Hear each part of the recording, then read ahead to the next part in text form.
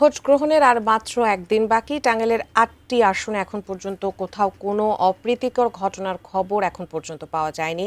৮টি আসনের সার্বিক পরিস্থিতি জানাচ্ছেন আমাদের প্রতিনিধি নওশাদ রানা সানভি। যাচ্ছে তার কাছে। সানভি, এখন পর্যন্ত কোনো রকমের কোনো অপ্রীতিকর ঘটনার খবর ঠিকই পাওয়া যায়নি, তবে ৮টি আসনের মধ্যে কোনো আসনে ঝুঁকিপূর্ণ কোনো কেন্দ্র আছে কিনা, থাকলে সেগুলো কি কি, আর সেখানকার সার্বিক পরিস্থিতি একটু জানতে চাইব। প্রার্থী এবং ভোটারদের মধ্যে কি চলছে জানাবেন।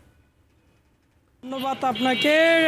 টাঙ্গাইলে কিন্তু নির্বাচনীয় প্রচারণা, অভিযোগ পাল্টা অভিযোগের মধ্যে দিয়েই কিন্তু আজ সকালে কিন্তু প্রচারণা শেষ হয়েছে। টাঙ্গাইলে 8টি আসনে 33,34,427 জন ভোটার রয়েছে। ঝুঁকিপূর্ণ কেন্দ্র রয়েছে 160টি, কেন্দ্র রয়েছে 1063টি। টাঙ্গাইলে কিন্তু আইন শৃঙ্খলা পরিস্থিতি, সেনাবাহিনী, পুলিশ সহ বিভিন্ন গোয়েন্দা বিভাগ কিন্তু মাঠে রয়েছে।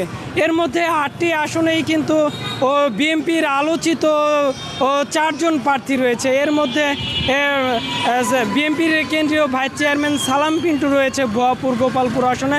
সে স্বাভাবিকভাবে বিজয়ী হওয়ার সম্ভাবনা থাকলেও কিন্তু বিএনপির ভাইস চেয়ারম্যান বাসাইল সখীপুর আসন থেকে আজম খান রয়েছে। তার প্রতিদ্বন্দ্বী কিন্তু শক্তিশালী স্বতন্ত্র প্রার্থী সালাউদ্দিন রাসেল হরিণ প্রতীকে নির্বাচন করছে। এছাড়াও টাঙ্গাইল সদর আসন সব থেকে আলোচিত আসন। টাঙ্গাইলের সদর আসনে বিএনপির প্রচার সম্পাদক সুলতান সালাউদ্দিন টুকু রয়েছে। অপর শক্তিশালী প্রার্থী কিন্তু বিএনপির সাধারণ সম্পাদক জেলা বিএনপির ফরহাদ ইকবাল হরিণ প্রতীকে নির্বাচন করছে। এছাড়াও জামাতের প্রার্থীরও অবস্থান কিন্তু টাঙ্গাইল সদরে বেশ ভালো। এছাড়াও মির্জাপুর আসনে বিএনপির প্রার্থীর স্বাভাবিকভাবে বিজয়ের সম্ভাবনা থাকলেও কিন্তু নাগরপুর দেলদুয়ার আসনে কিন্তু জামাতের প্রার্থীর অবস্থান বেশ ভালো রয়েছে।